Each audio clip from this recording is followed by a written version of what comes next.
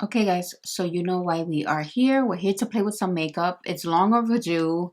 It's been probably about a month since I've played with makeup, and it's mainly because I feel like no makeup company is putting out anything exciting. I don't know what it is, and I get it. We've had a lot of tragedy with COVID and things of that nature, but I just feel like all the makeup releases that I see, they're just not intriguing to me for some reason. So it doesn't get me motivated, but I figure, you know what? Let's play with a palette that I haven't played with at all, and let's get motivated. So today we're gonna play with the Made by Mitchell Do You Want Some Milk? I've had this palette since the release date, but I've been doing other things like Crocs videos and just dealing with remote schooling with my son, so it's a lot. So by the time the end of the day hits, I just want to go to sleep.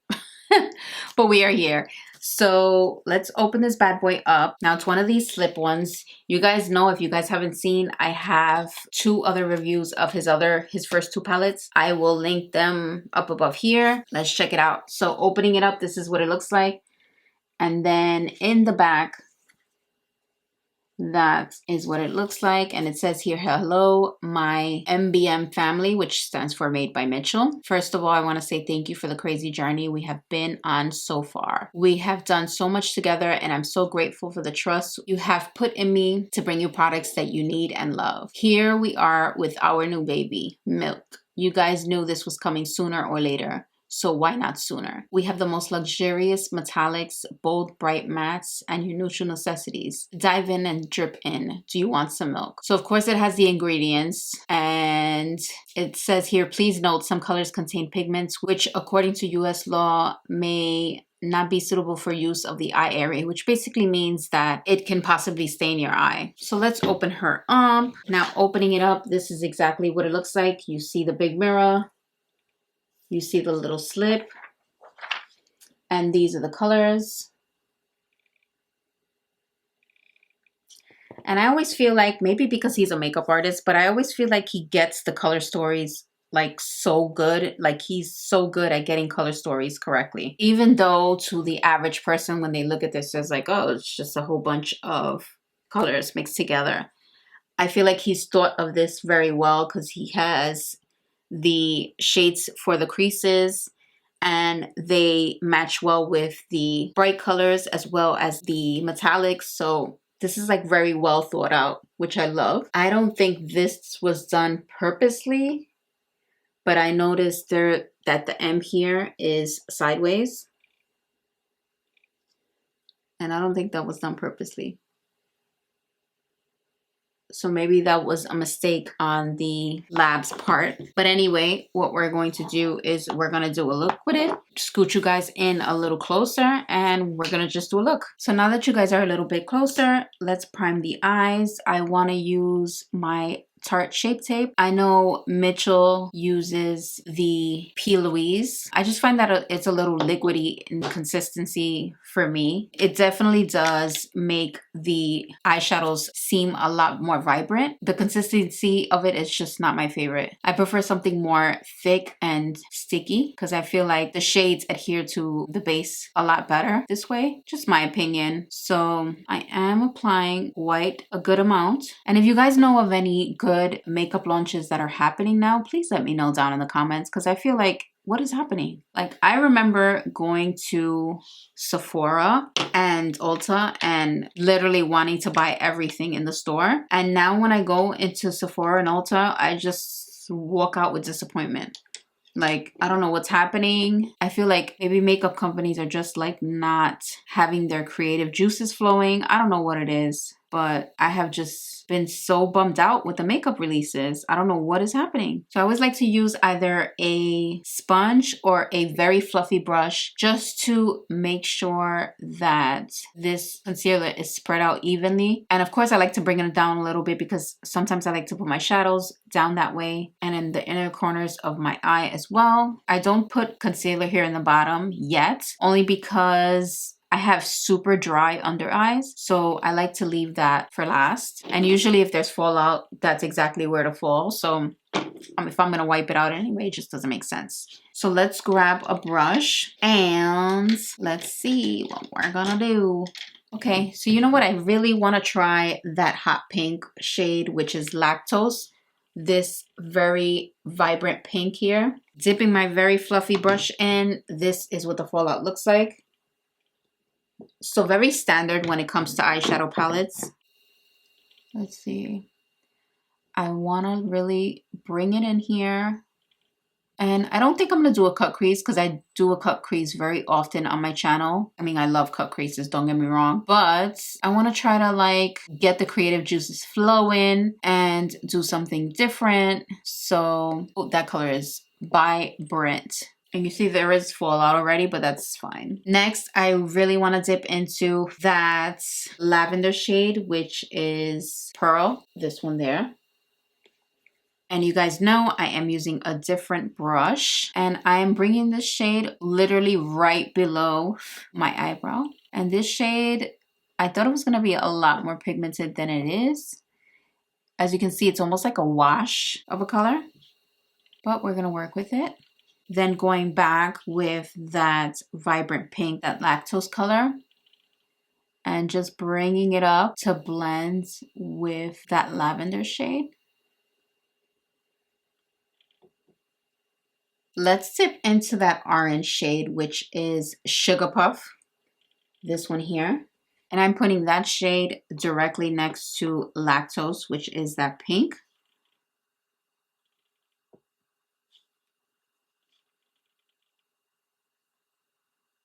And the good thing about orange and pink is most of the time they blend very well together. So you really don't have to like struggle to try to make sure they're blended well.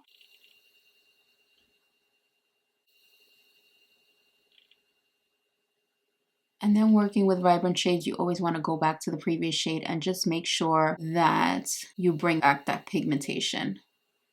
On top of that shade, I think I'm going to go with Daisy, which is this one here.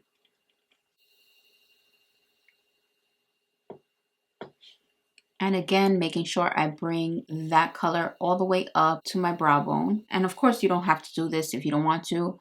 I just prefer to utilize my whole lid space. Again, this is another one of those shades that are kind of like a wash. It's kind of like a wash. It's not like super opaque as I would have thought. It's still a gorgeous color. You can see how gorgeous it is, but it's just not as vibrant as the other ones, or as opaque, I mean. And then I'm going back in with that orange and just making sure that it blends in with the yellow and with the pink. You always want to go back and forth with your colors. That's why I recommend using a different brush per shadow, because you can just go back and forth and you don't have to worry about it getting all muddy. Dare I use that blue? I'm going to try it. It might not look good, but I still want to try it. So the blue here is the Bluebells, which is that one there. I might regret this because of the current shades that I have, but what the hell, it's just makeup, right? And this I know is going to have a lot of fallout. I should get, maybe see if I can get a fluffier brush.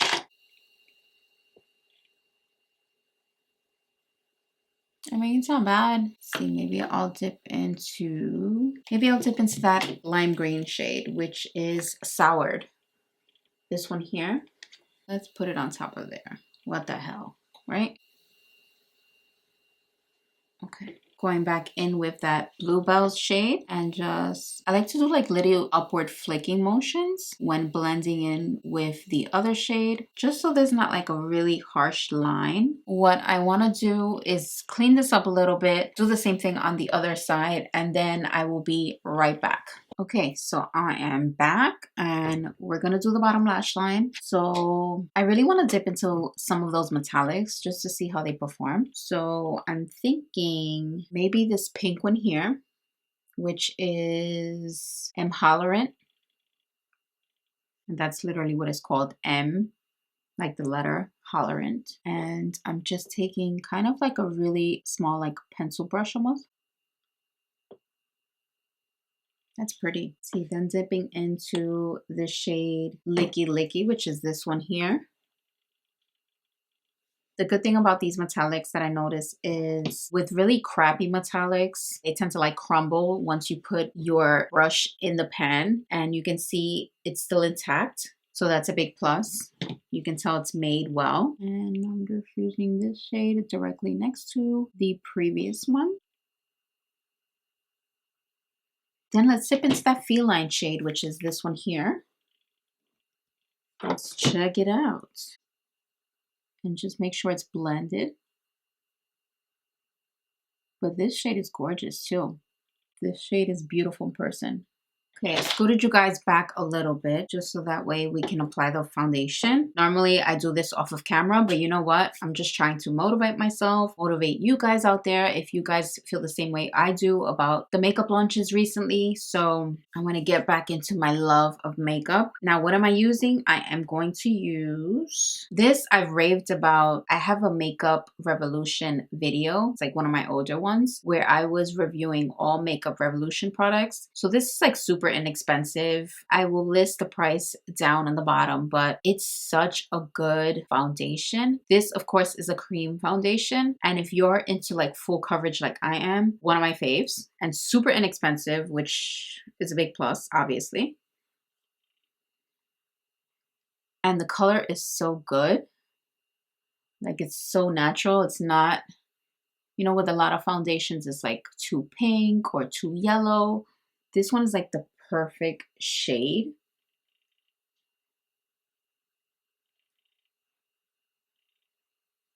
What I do is I just do dots everywhere.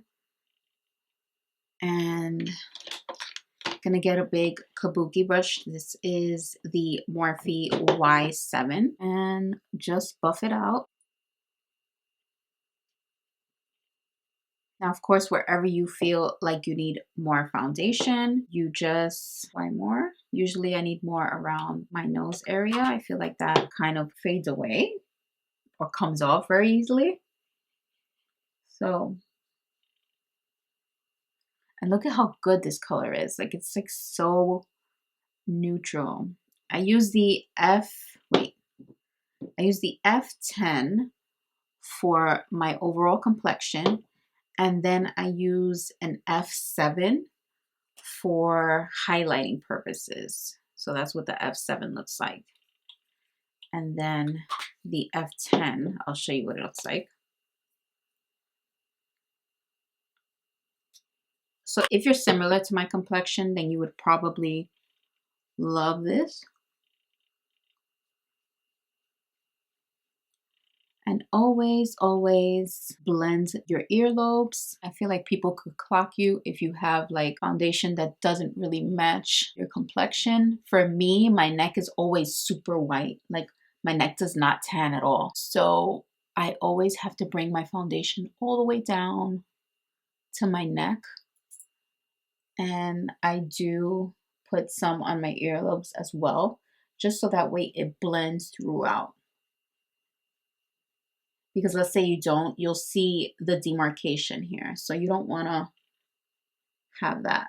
And of course, you want to go under your chin, make sure everything is blended out. Make sure you get the sides of your neck. Sounds excessive, but it really makes a difference in your makeup application, especially if obviously it's during the day. You don't want people clocking and like, oh, look at this girl with her foundation that doesn't match. And you see how it is? It just leaves your skin like almost like a dewy finish. So if you're a person with dry skin, this would benefit you. I have combo skin, so I have dry areas and I have oily areas, and I love this. Normally, I don't set my foundation. What I do is when I apply my bronzer, which is a powder-based bronzer most of the time, that is considered my setting. And also because if you're a person with dry eyes, dry under eyes like I am, you don't want to apply too much powder-based products on your under eye. That's just my opinion. I just feel like if I set my under eye, you can tell like it looks super creased up and weird and dry. So most of the time I don't set my face. So that is what we have. Let's apply some bronzer. I'm gonna dip into my fave, which is Marc Jacobs. This is the Omega Bronze in the shade Tantric. And look at how, oh my god, it's so dirty, but you can tell how much I use it. Look at how big the pan size is. I definitely recommend this bronzer. It's like the perfect shade. You use a big fan brush. I like using brushes like this when I want to kind of chisel. That looks pretty. I love this bronzer. And of course, you don't want to go too in, like near your mouth. But look at that bronzer. So good. And then make sure you get the top of your forehead. Some people don't like to go on the sides. I just feel like it looks more realistic that way. Because normally when you get a tan, you get it on your sides as well. You don't just have a strip of dark right here. Then I like to put bronzer on my jawline as well as the bottom of my chin. And sometimes I will do this just to get a little color on my nose.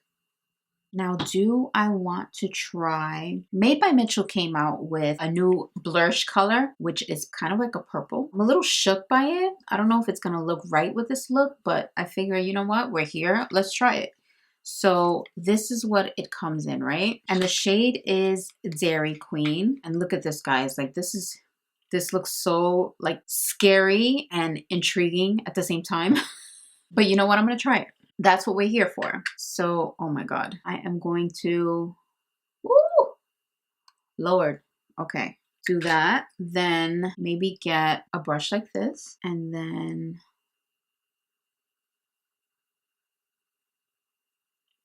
I know with liquid blushes like this, you kind of have to work fast with it because it can dry very fast. I mean, it's pretty.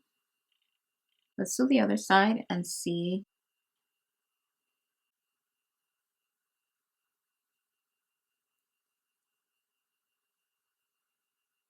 Apply it a little more to see. Oh, that's pretty.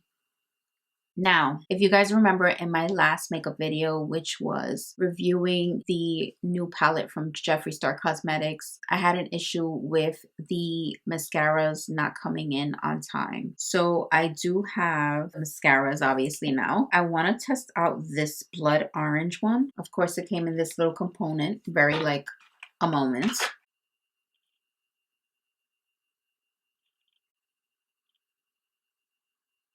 I mean, it's subtle.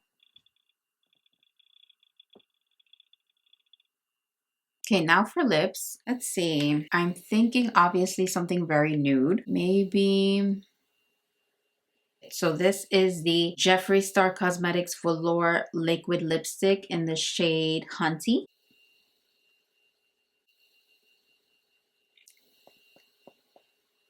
Let's apply a little gloss on top of that. This is the Lunar Beauty Lip Gloss in Dreamy. So this is what it looks like. I feel like the lip gloss just gives it that extra oomph. Yeah, so this is the final look, guys. Let's give you guys a little bit of a closer up just so that way you can see the whole situation. So this is the completed look. I love that lip combo together. The blush, very pretty.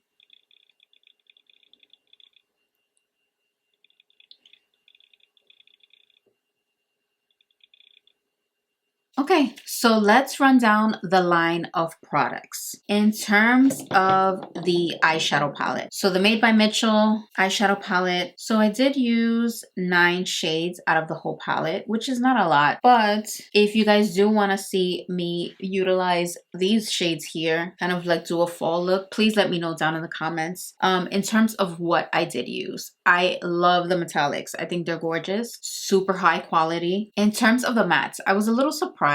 The Lactose, which is that bright pink, that was very true and vibrant as I thought it would be. In terms of the blue and the mint green and even the lavender, I just felt like it was a little bit more of a wash shade. Like you can see the blue, it kind of has a wash to it. It's not super opaque and super vibrant. Is it a bad thing? No, it's just, it wasn't what I expected. But I do like the palette overall. Is it a must-have? Like you need to have it? If you have the other two, maybe not. That's just my opinion. But if you are the type of person that loves very like army green plus neutral shades with tiny pops of color, then this honestly would be a palette for you. But I did enjoy his first two few other palettes more than this one. In terms of the mascara, I was a little underwhelmed with mascara. I thought it was going to be a little more, like I heard blood orange. I'm thinking, wow, like it's going to be super vibrant. It wasn't. You can tell it's very tame. Still a cute mascara. Such a cute little moment.